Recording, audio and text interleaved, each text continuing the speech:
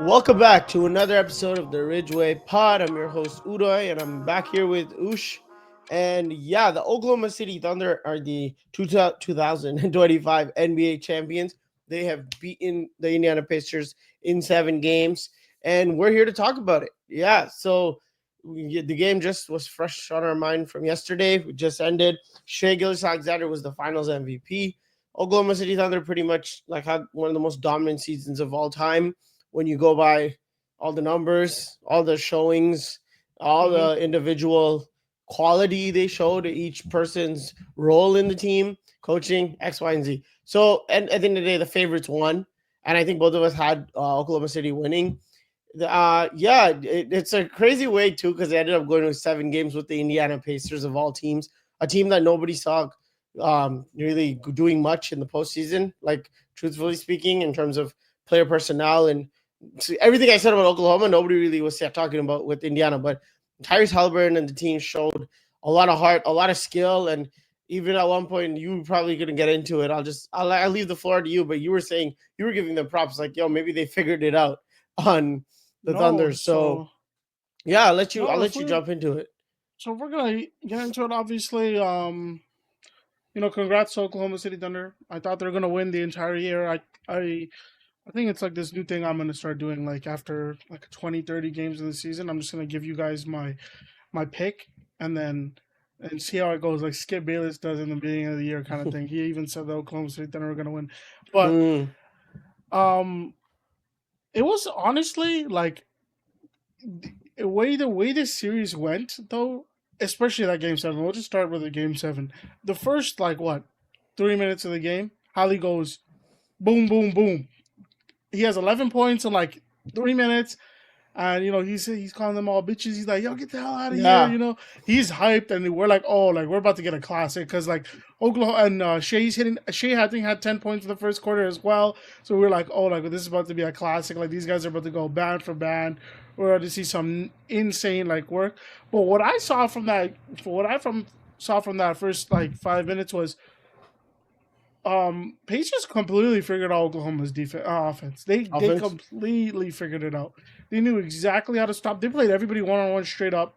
They made sure that Shea couldn't like he every like Shea's like they're really good at off balance and like the next move. He always has the next. It's kind of like a Kyrie effect where it's like, oh, the next move, and Counters. like it's a counter to your move. And I this is like, I think the player that surprised me the most in this entire series is, well, the player who got the most stock out of obviously Shea, like had a crescendo season, which I'll get to later. But the player who, other than Shea, who had the most stock rise in this series, and he's gonna get a supermax when his contract's up, is Andrew Nemhard. Like he and we will people are gonna say like, but yo, Shea averaged 30 a game. Yeah, Shea averaged 30 a game on 44% shooting and 24% from the three.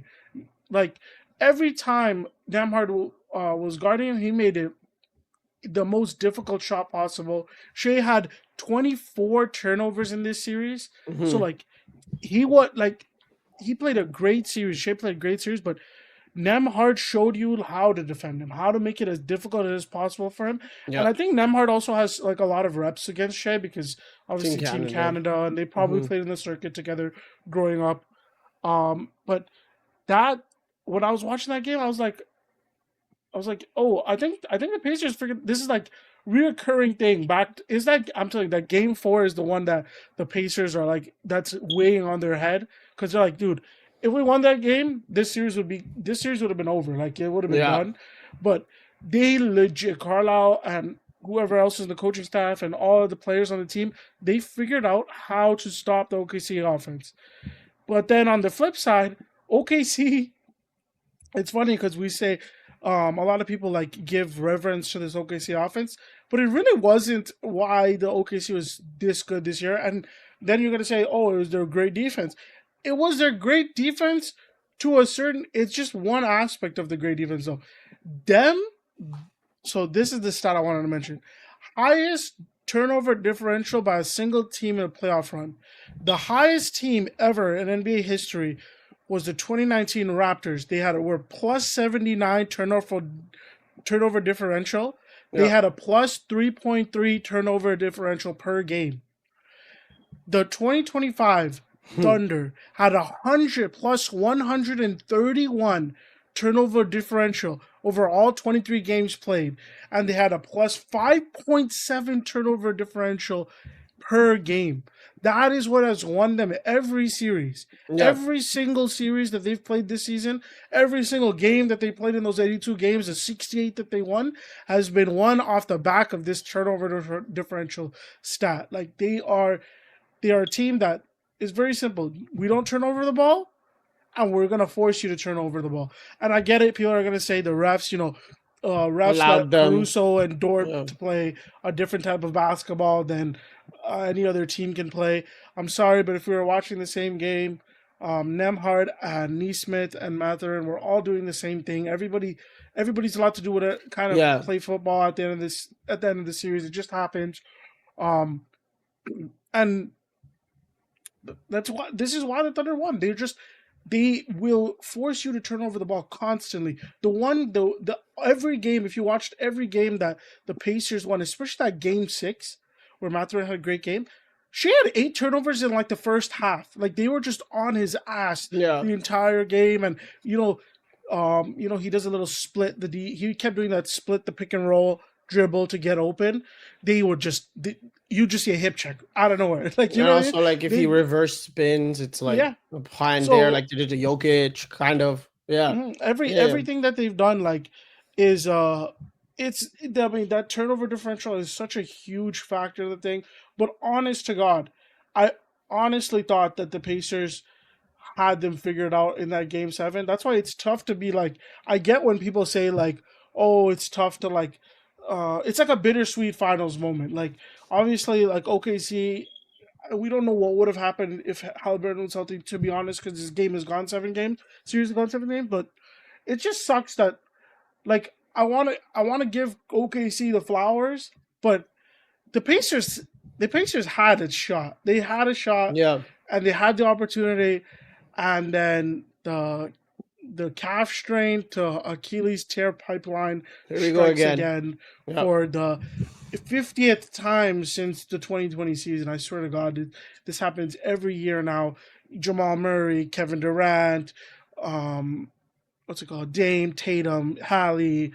I think there's a couple other players that this happened to. It just continuously keeps happening.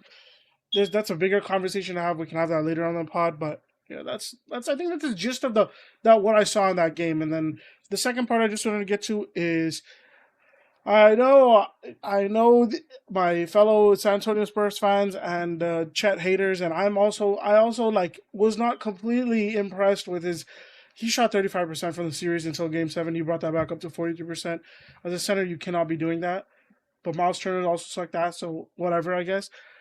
I think Chet showed that this is what you call a championship level anchor on defense. I think Yeah. that was the key thing, and he showed that the most, and that was really impressive to me. It was year 3, year 4, I think year 3, Yeah. Was Paolo? year Yeah. 4. No. 20. year year 20. 4, 2020. Jabari Smith, right? All those guys. Well, like last year he played. The year before that he was out. This is year 3, I think. Then. Yeah, this is year 3, I think. Oh no, Yeah. rookie year he was out. Last year, Yeah. this is year 3. This is year 3. Yeah. But yeah. So I think as a year 3 player and being the anchor of the defense when Hardenstein truly really got benched in the series, he stepped up a lot and it was very impressive for my eyes. So to me, first of all, like before I have individuals, I just want to highlight for the Oklahoma City Thunder. But before we get into that number you said about the highest turnover differential in a single playoff run.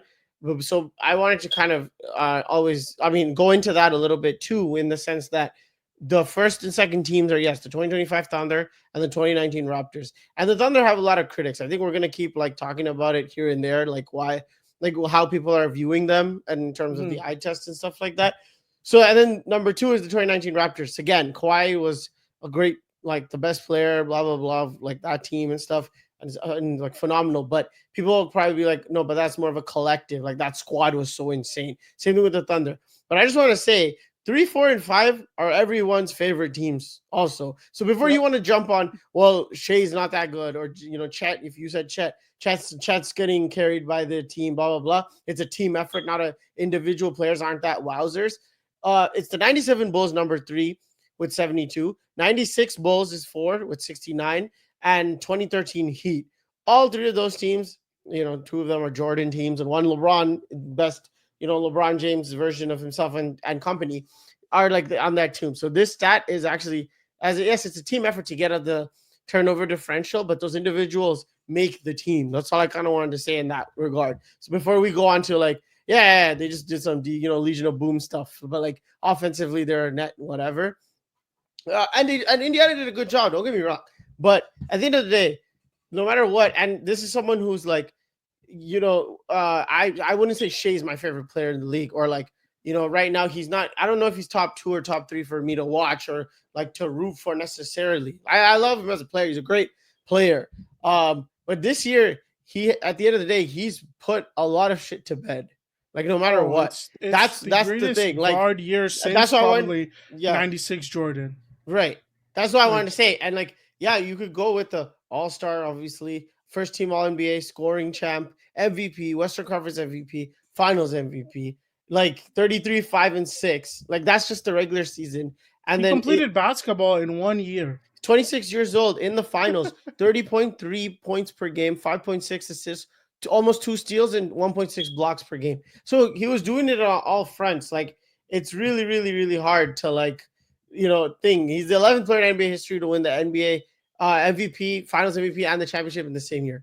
Like, what's that's crazy about that, dude? That 5.6 assists per game is so underrated. Like it's not telling you the full story, because both game 5 and game 7, before he got a turnover, he was at 10 assists for both games. That's the crazy part. And then like the games that they lost, like then he had 1 0 assist game, and then in game 6 he had a 12 turnover game. Like, you know what I mean? Like when his playmaking was on one this series, then that's what kind of negated his terrible shot making. Like, it was just like very bad shot making and very difficult shots he was taking, especially in the finals. Like, the thing is with game 7s, like I'm not looking at the percentages. I don't care. Everyone just leave it all out there. I don't whatever. But his playmaking and him finding the right place, him limiting his turnovers, got them those 4 wins that they got. So for sure, I think that was huge as well. And that's the thing. Like now he's in conversations historically, and 100%. Even if, for example, he may not be like, if you were to do a poll today and it's like, who would you rather have on your team, Shea or Luka? I feel like a lot of people would be 50-50 or Luka, truth be told, as an individual basketball player. But Shea is. But at the end of the day, basketball comes down to legacies too, and trophies you've won. It's any sport, really. It's not about, as much as we love raw talent. Like me and you, obviously, we argue for players like Neymar and stuff like that all the time. Yeah. But it's hard to rank if you don't got the trophies at the end of the day. Not just the ring. I'm saying like everything. Like how many All NBAs? How many like MVPs? Look at the way Finals the season MVP went now. for Shea. Yeah, like the season is just like the perfect Cinderella story, and then but then you'll be like, oh, like Tatum did the same thing last year, and then Tatum didn't win Eastern Conference Finals MVP. I mean, and Eastern Conference MVP, and then he didn't win Finals MVP, and then MVP. He's not in the race. He doesn't even have an MVP, and it's like, like when you do all of that in one season, you like the last time this was done was 2013 LeBron. Like that's how long it's been. It's true. Like it should have been 2016 Curry, but he choked the 3-1 lead. But he lost, and that's why everybody that would have been the last time this happened, 2016 Steph, and it didn't happen. Shea finished the job. Doesn't matter who the opponent is on the other end, like or Shea and those. And then I wanted to move on to, I guess you brought him up, Chet. And we had a cool conversation yesterday. Shout out Eric and Mahin, and Shine, I guess, was there too. But yeah, this playoffs, at the end of the day, as a third option, barely an option on scoring. Like they're not running plays for him like that. Truth be told, ever. 15.2 points per game, 8.7 rebounds, 1.9 blocks. He led the finals in plus minus, led the finals in rebound, led the finals in blocks, and I think he also broke the record for most blocks in a game 7 or something like that, or some shit like that, like or in plus series. I forget. But I like, think he has the most blocks in the finals series, 40 yeah, and plus he'd or be like something like Tim that. Duncan or some shit. Yeah. And then youngest with 40 plus playoff blocks since Ibaka, youngest over 10 finals blocks since Tim Duncan. Like and yes, he's not the first option or the second option really, but that's what you call a big three, honestly. And 100%. and to finish the big three, you have J-Dub this season, All-Star, All Defense, All NBA champion, youngest player since Kobe to achieve all four of those in the same season. Like, if we're giving Kobe flowers for the dynasty days, like the first 3 feet or the 3 feet, like J-Dub, this could be the start of their dynasty right here too, right? So, 100%. and Scottie Pippen, like everyone's saying he's like those number twos, but not the number twos where you're like, oh yeah, I guess you're a cool side to get. No, like it's like those respectable, like two. Yeah. elite number twos, like those Yeah. guys. Like so, and being a great number two holds a lot of value too. This is a team sport at the end of the day. And Oklahoma He City just averaged got more it done, points bro. per game than both Tatum and Brown did last year in the finals. I saw that today too. Like that's fucking insane. Like, he did that. He did his shit. He did what his job was. I feel like everybody. That's the thing with OKC is they all know their roles, so they're always gonna do their role. Like that's the one thing. They're always consistent with what they're gonna do. And then like I feel like Indiana's biggest reason they lost, obviously Haliburton getting injured. I get it, but I also think that better than Matt Duran and Aaron Nesmith and Miles Turner are terrorists sometimes, man. They just be hijacking games and doing crazy stuff. Mathurin had some weird moments too. Dude, and then like Nesmith, that entire last game 7, he just fouling all that. If he had one brain cell, the game would have been closer. Also, I actually forgot to mention this. Why the hell did Rick Carlisle bench Siakam for like 7 minutes at the end of the third quarter? He had like 0 fouls. He just benched him and he kept playing. What's his name? He played Shepard or something? Ben Shepard. No, Tony Bradley for 5 minutes, and then he played Ben Shepard for 16 minutes. And it's like, bro, like Pascal Siakam, like put him on the court. The game was close the entire time. Yeah, they brought it back. He went on that run in the third quarter. Pascal was on the bench, and he refused to put. He called a timeout and didn't put him back on. That was so weird because there was no foul trouble, no injury problem. Your best player, Haliburton, who touches the ball the most, is out. Who should be getting the ball next? Like, if anything, this should be Siakam's like the crowning achievement. You win Game 7 almost, or you do win it. You might win Finals MVP at that point, and it's like you're the greatest number 2 of all time because you did that shit. Legit. Yeah, it's like when I don't know. Rick Carlisle that's something that he's just gonna have to sit with. Like, it's like when there was a way to win this game, and you just needed to be perfect. You needed to, because you didn't have your engines. You needed to be perfect, and you weren't. But you chose to be not perfect. It kind of reminds me of like 2019 when KD goes down, and it's like, but the Warriors still have a shot. Like, they can still win this. They're a good enough team to win this, but like, they're just missing key shots and turning over the ball and letting Kyle Lowry go off, and Pascal's just getting free layups all the time. And it's like, why are you guys crumbling like this? Yeah, if you're a championship squad, which you guys have gone to the last 4 or 5 finals, and at that point, 2019, and it's like, wait, what's happening? And you guys know how to play without KD. We've seen so much time where Indiana goes on runs with Hallie on the bench, or they keep the game close with Hallie on the bench. So it's like, I guess it's like, Game 7, it's a shock of a thing that happened, and then you get nervous. You blinked.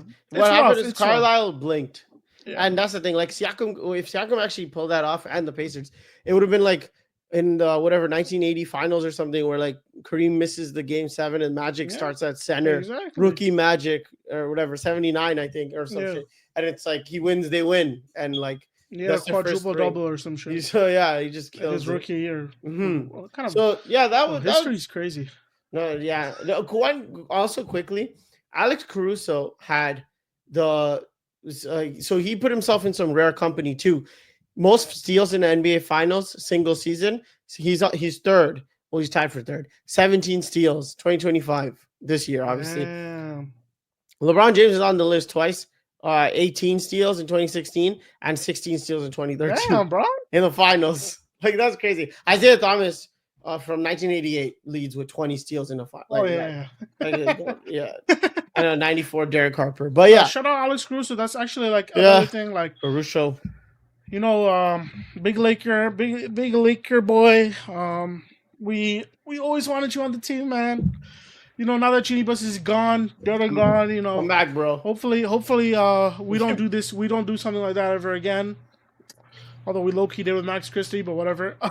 But that was like a trade for Luka. It was a trade. This was like, yo, we can sign him. No, I don't want to sign him. I'm so happy for Caruso because, like, when that shit happened with the Lakers, it kind of felt like the Lakers didn't believe in his impact. You know what I mean? Like, yeah. His impact wasn't worth enough that, like, oh no, I like Taylor Horton Tucker and who else is on that team?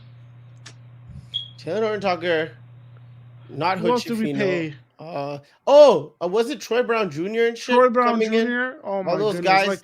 Like he wanted 4 for 34, by the way, Caruso did. And it's like, like I know for Caruso he also took it as like a damn, like, like how come they don't want me, Also he's not a traditional like blue chip star, like superstar, he's a freaking G leaguer. So it's like, my life. Yeah. Worked his ass off and like, he comes into this Oklahoma City team and I'm so happy that he got this guy.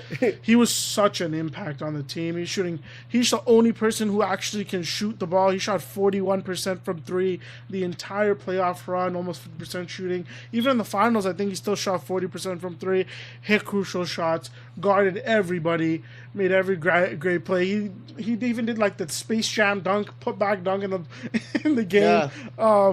So I'm just so happy for him. Like, there's nobody more that deserves it.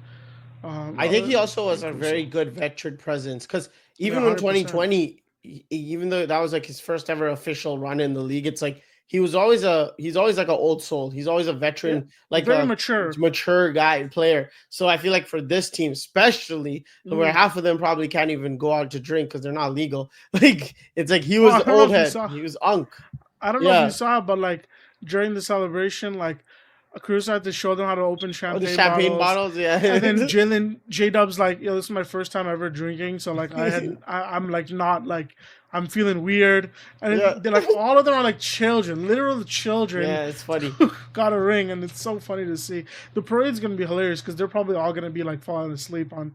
They're all first time drinking and shit. I saw Shay's interview in Good Morning America today.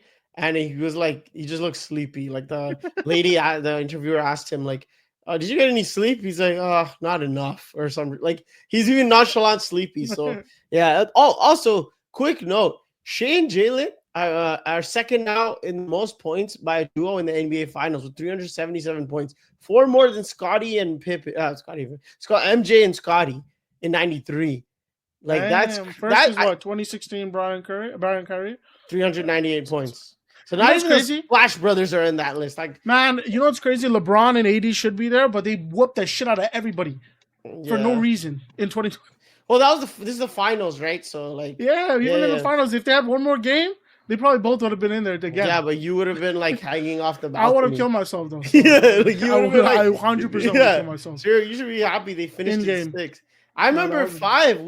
The room was so quiet, like when the game ended. Game 5. Oh my god. Dude, I remember my bed was right here, and I deactivated Twitter. For 24 hours, I laid in my bed. I didn't move. And then Game 6 was Thanksgiving. Yeah.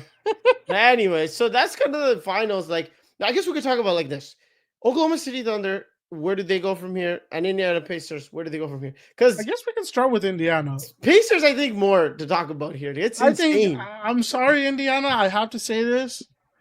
You guys might never make the finals ever again. I feel bad saying it, bro. And then like this also goes for Oklahoma City and the other aspect. What this playoff run has showed me is that you guys are not going to go. You guys right now, as of now, you guys are going back to back. Mm-hmm. I think this era especially makes it so hard for you. It's impossible for you to go back to back. Almost impossible for you to go back to back because you're going to lose players. Teams are just gonna get better because they have money and assets to spend to match you. And if you get one injury, it's over. The Celtics were the injuries are like for every year though, so it's like Celtics are about to go back to back. Like they're on a run, doing their thing. Yeah. And like what did the Knicks do all of postseason? They got Cat, they go get Mikal, they go retool, to get better. Yeah. All these things. and they won the series. They made it super difficult, and they won the series. And obviously Tatum dies, and now we might never see this Celtics core ever again. Yeah. Like we might never see them ever again. I don't think so. I think Derek White's probably going to be gone soon, and Jrue Holiday's probably going to retire soon. And then so that's what I'm saying for Oklahoma City. Like it's even more difficult to go back to back because it's harder to keep everybody. The only like silver lining for Oklahoma City is that every single player on their team's on their rookie deal. So that was what I was gonna say about the difference between the Thunder and the Celtics is that I generally think the Celtics are a better team. Like when they won last year, I would say Udo right now currently would say I would have believed 2024 Celtics would repeat more than the Thunder, but it's not because. But the only thing now is like Tatum's dead and the contracts and the age of that squad. But that's all. I have to wait a whole calendar year. So that's the problem. So you're like bleeding money, and for a wasted opportunity year, like next year's a wash. Whereas the Thunder, it's like everyone's still on cheap contracts, more or less. Chet and J-Dub are probably up for their thing soon or gonna be. I think Chet already signed their extensions. Oh, or J-Dub, one or the other. I think J-Dub did. But anyways, I think Shea is gonna obviously do his thing. Now it's like obviously keeping pieces like Caruso and who else is like the next step? Like Hartenstein has just signed a contract. So those are like the veterans. I actually have the numbers here for you. Yeah. So Shea's on the books till 27. Yeah. Isaiah Hartenstein's on the books till 27. Luguentzo Dort's on the books till 27.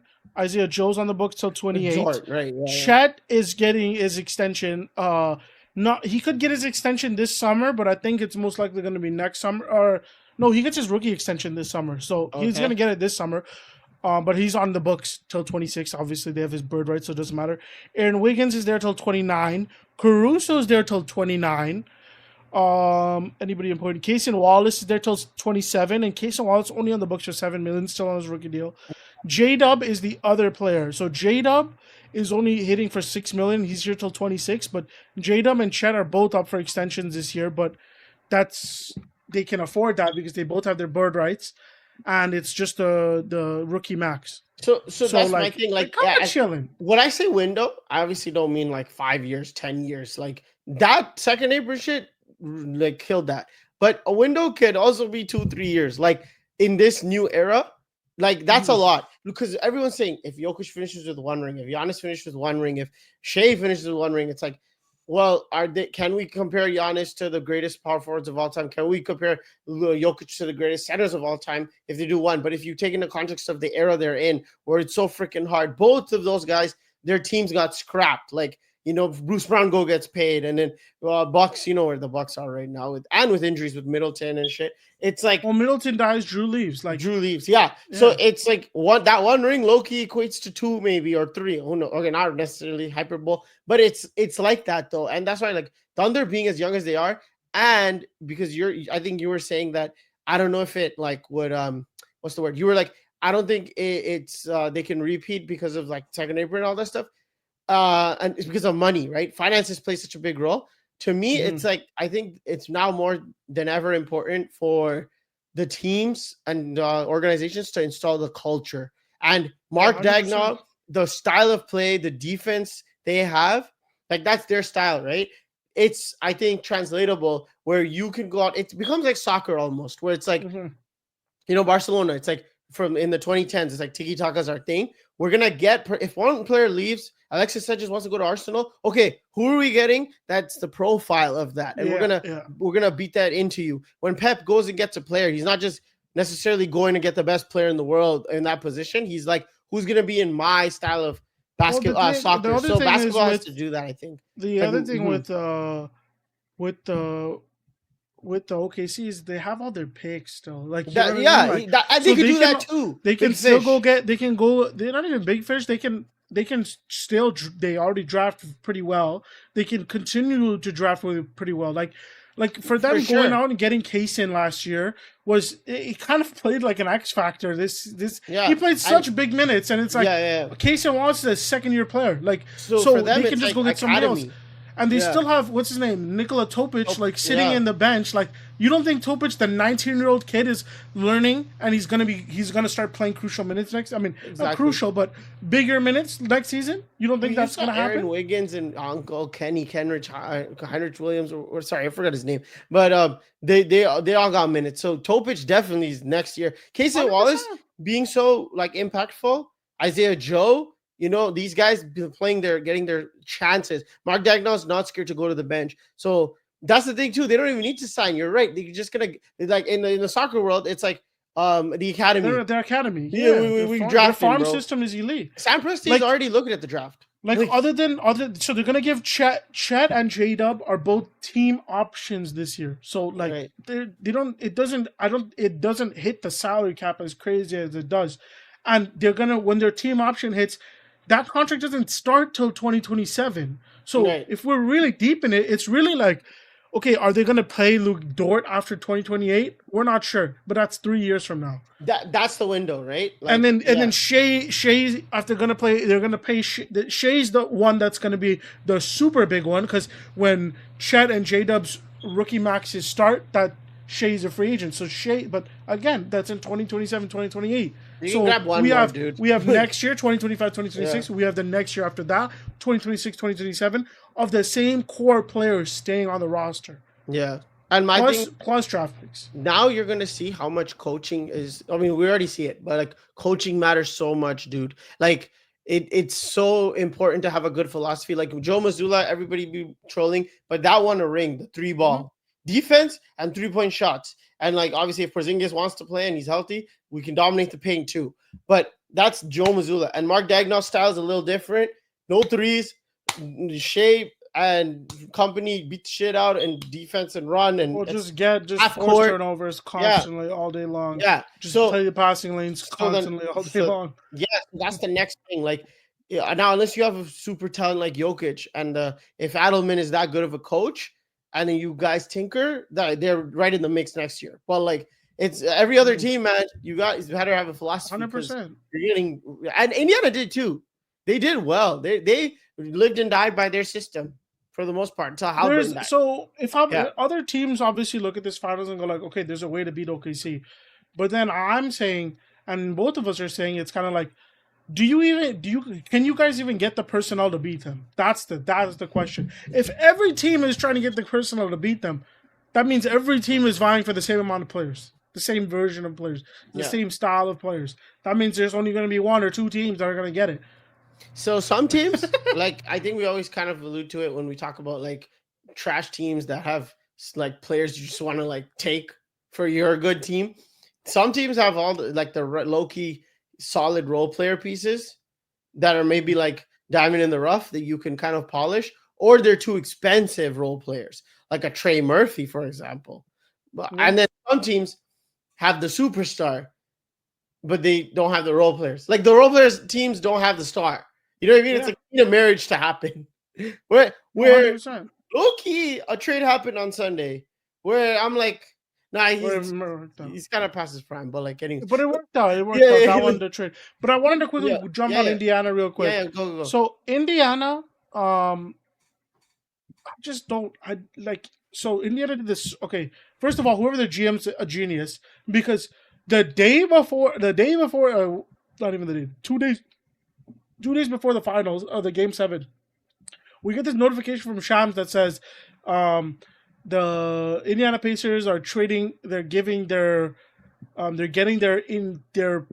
next year's pick back from the Pelicans for a player, for somebody's player rights. I think it was somebody. I forgot his name.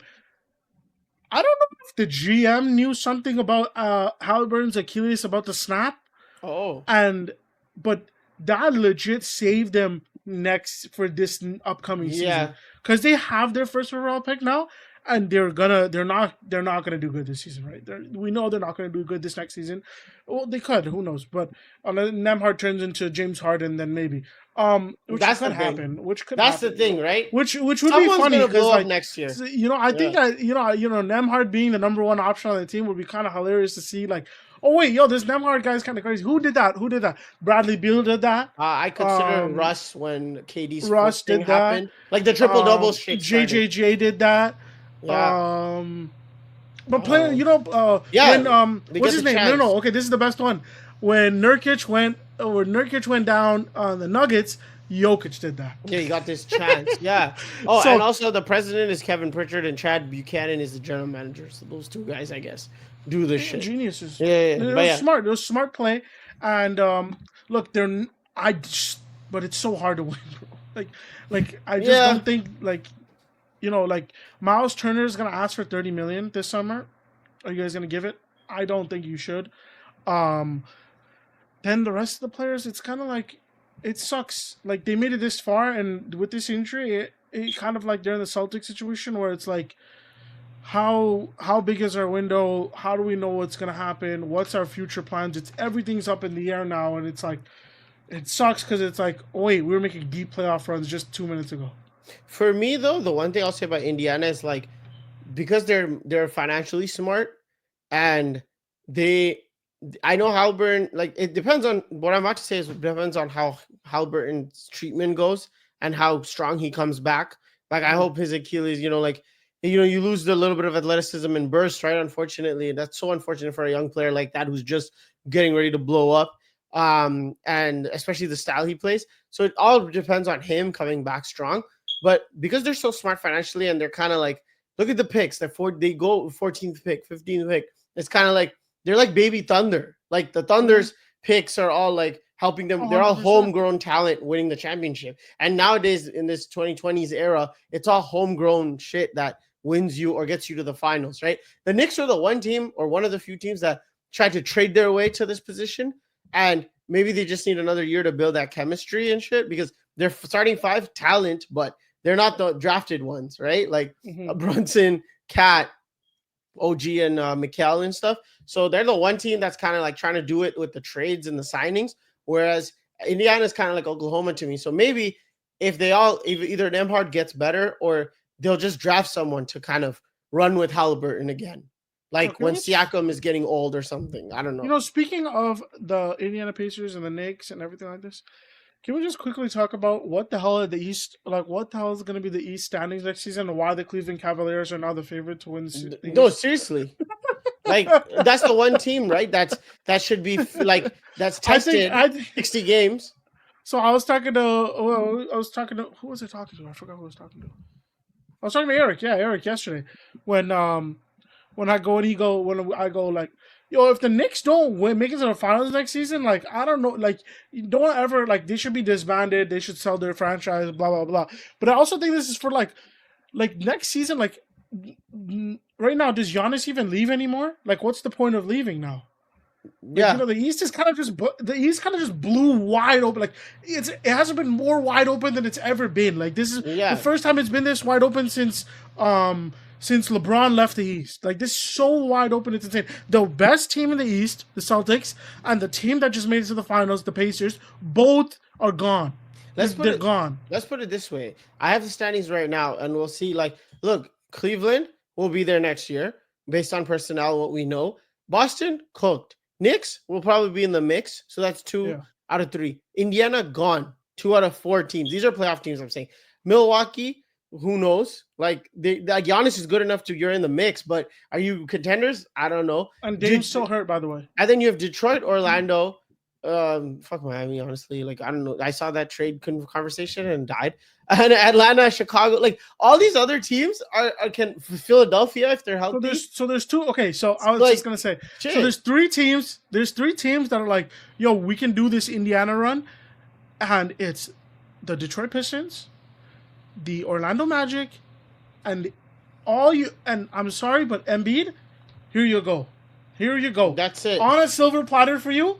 One healthy playoff run. Go leave a legacy. Paul George, here you go. Go make your legacy. Like go do it. It's time. It is time for Embiid's shot. It is time for your shot. You've been off for like 12 months. Yep. Lock the fuck in and go, and you have a team. You have Tyrese, you have Paul George, you have McCain. McCain, you have Quentin Grimes, you have freaking a million players. The team's solid. Go out, do it. Just go. Be the one seed, win MVP. Do what Shea did this year. Just go do it. There's Based nothing on the stopping East, you. There's based on nothing the stopping East, you. Like also, just a quick note. I was watching someone's video today, and it was like the Sixers also have the 3rd overall pick.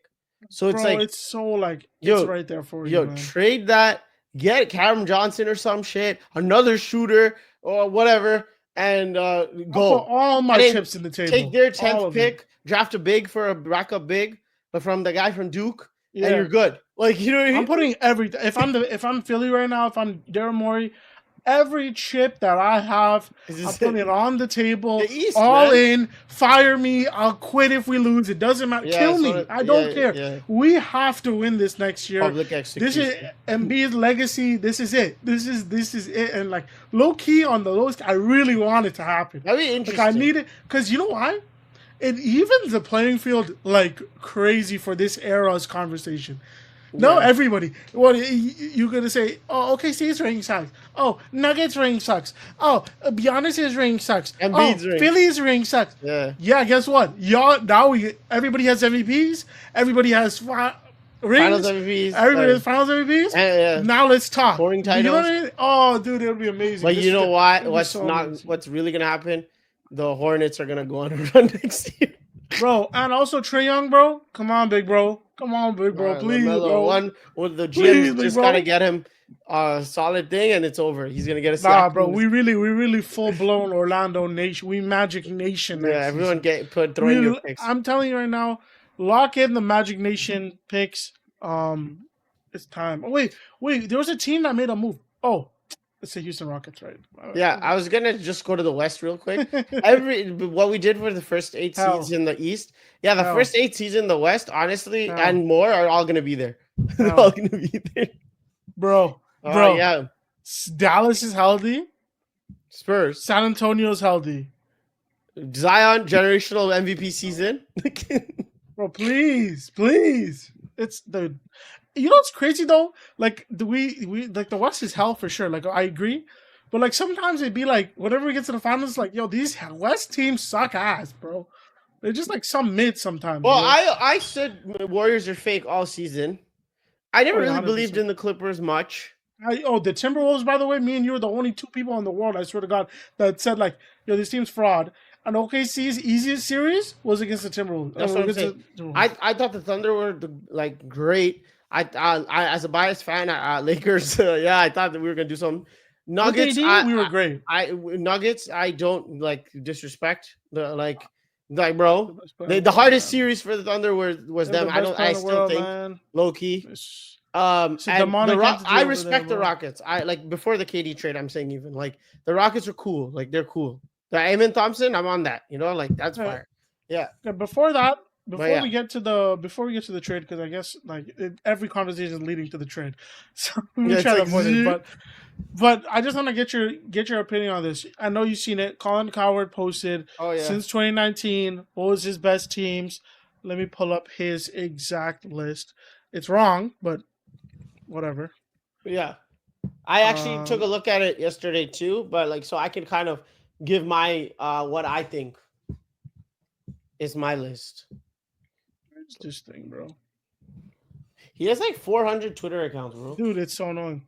Okay, I have it here. So his last 7 NBA championships, he said. So this is since the 2019 Raptors. He said the 2020 Lakers were 1, the 2024 Celtics were 2, the 2023 Nuggets were 3, the 2022 Warriors were 4, the 2021 Bucks were 5, the 2025 Thunders were 6, and the 2019 Raptors were 7. Okay. So are you giving yours dumbass? or you want to give my No, you go ahead. You give your list right now. I personally have my top 3 right like off the bat is the Celtics, the Lakers, and the Thunder, I think. Based on like okay, the Lakers and the Celtics for sure. 2024. And I think I have Celtics number 1 maybe. But then I also think LeBron James is like GOAT and AD was crazy. So they're crazy. You know, funny thing about that is that I think people underestimate the path the Lakers took to get to the finals. I Right. think people focus too much on the finals itself. Right. The Lakers whooped the shit out of Prime Dame, Yeah. Prime Harden. Westbrook was going crazy that year, and then Jokic and the Nuggets, he whooped the shit out of them. Beat the shit out of them. Dude, we lost three Yeah. games going. We lost 3 games going to the finals. I don't think people underestimate how crazy that team was. LeBron was supposed to do what Shea did this year, or what he did in 2013 again, kind of thing, where he's like, when first All NBA, MVP. It was supposed to happen. It just didn't happen. I think people underestimate how good that 2020.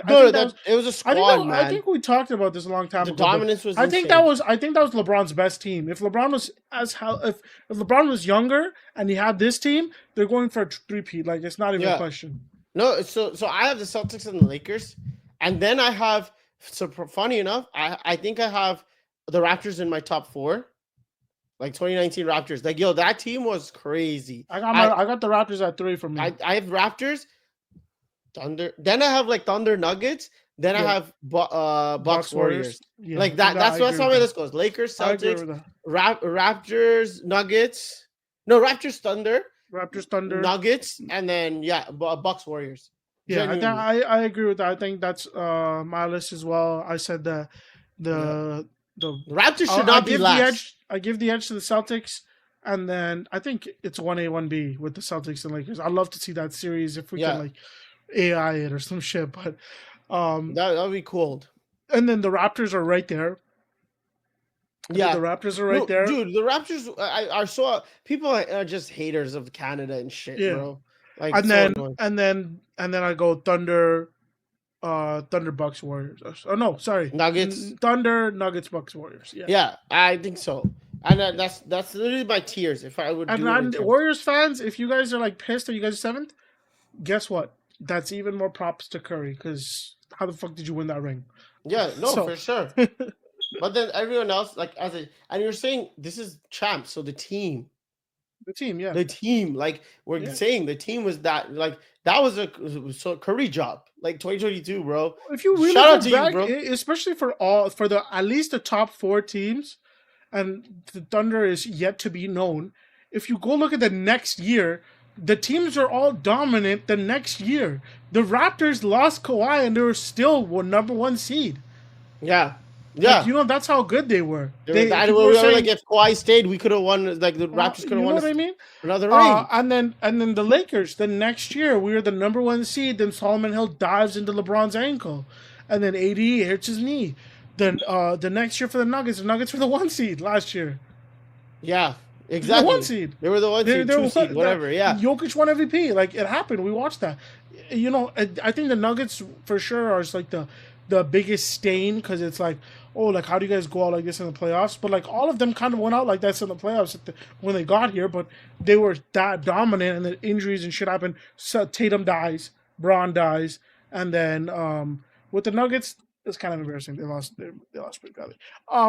Well, they lost in 7 games to the Wolves, and the Warriors next year was 6th seed, I think. Like, after they won. No, the Warriors were legit shit. That's why they're. And then they lost to the Lakers in the second round. The Warriors are not good. That's why it's like, that's why it's like, wow, look how good Curry is. Same thing with the Bucks. Like, the Bucks were legit not good the next season, and we're like, wow, actually they were good the next season. They lost to Indiana.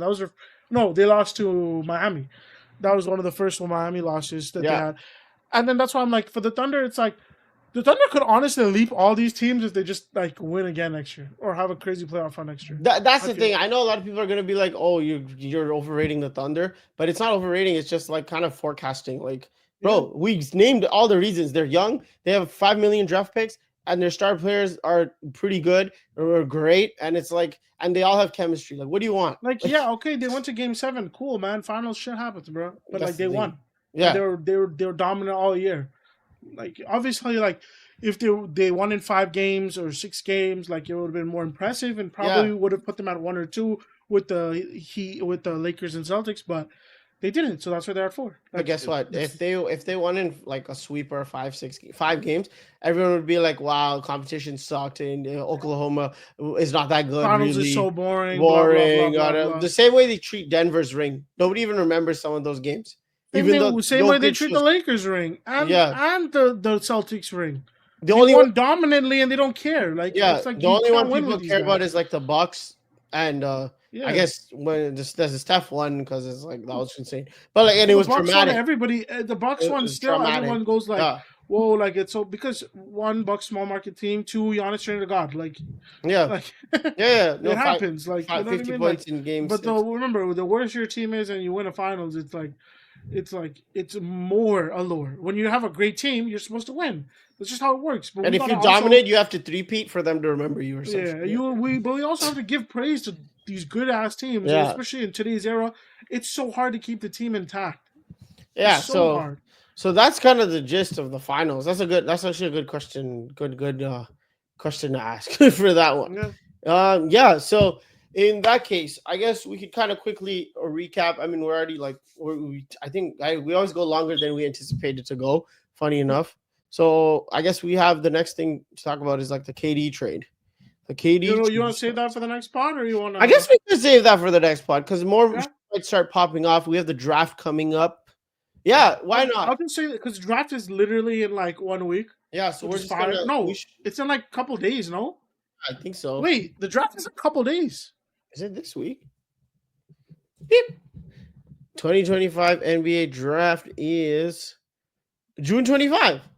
Yeah, it's in 2 days, dude. I That love it. I love it when final series next go 7 episode. games because this happens. Yeah, Because for we sure.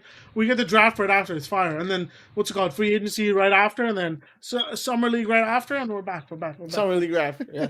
All right. So that's our episode, the finals recap. You know, it was a great season. 2024-2025 season has come to a close. Thanks for everyone for tuning in. I think this is the most consistent NBA like podcast season we've had. This is only year 100%. 2. But like, so I'm happy for everyone that enjoyed it. If anything we can improve on, let us know. The NBA season might be over, but we're still sticking around. Weekly episodes still coming out. And yeah, love all the support. Put in the comments who you think are going to be the winners of the next year's NBA championship. That's what I want to know. If you're still listening, comment that down below. Hit that subscribe button and please like the video. We appreciate the support. Salute.